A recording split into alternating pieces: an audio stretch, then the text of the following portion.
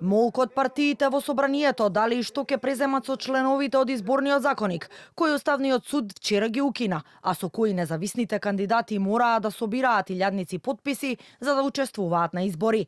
Од ВМРО-ДПМН е само кратко велат дека судски одлуки не сакаат да коментираат, иако тие треба да се почитуваат.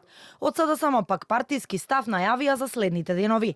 Собранискиот спикер Африм Гаши на прашање од Канал 5 дали планира да иницира до пратениците промени на изборниот законник или евентуално враќање на старите одредби за независните листи. Вели дека прво ќе ги анализираат роковите за можна интервенција, па потоа на координација со пратениците ќе ја отворат оваа тема, но кога е неизвестно. Ќе видиме прво со службата како стоиме со роковите и понатаму ќе разговараме на координација како ќе постапиме. За промена на изборниот законник ни треба консензус. Марко Трошановски од Институтот за демократија смета дека системот и сегашните законски измени се така скроени да обесхрабрат и отежнат било какво учество на граѓанските иницијативи.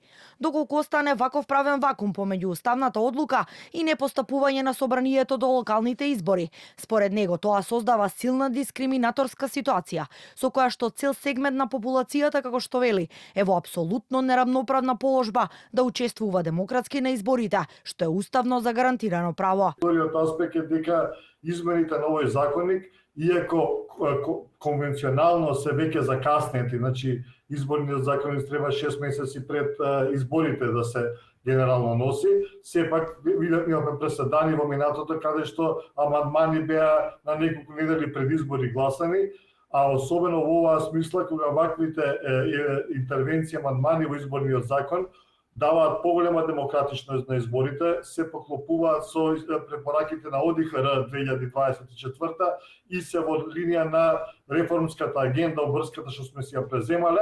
Мислам дека час поскоро собранието мора да усвои олеснувачки, инклузивни интервенции во изборниот законник, што сите граѓани ќе бидат третирани еднакво. Во меѓувреме, во Министерството за правда, работна група веќе подготвува нов изборен законник, но таму за Канал 5 велат дека без поддршка од политичките чинители, неговата изработка не може да се реализира, зашто очекуваат широк политички консензус. Ставот на правда е дека одлуката на Уставниот суд мора да се почитува и е во согласно со препораките на ОПСЕ ОДИХР, но сепак останува неизвестно дали на местото на укинатите ќе бидат додадени нови одредби во изборниот законник за независните листи.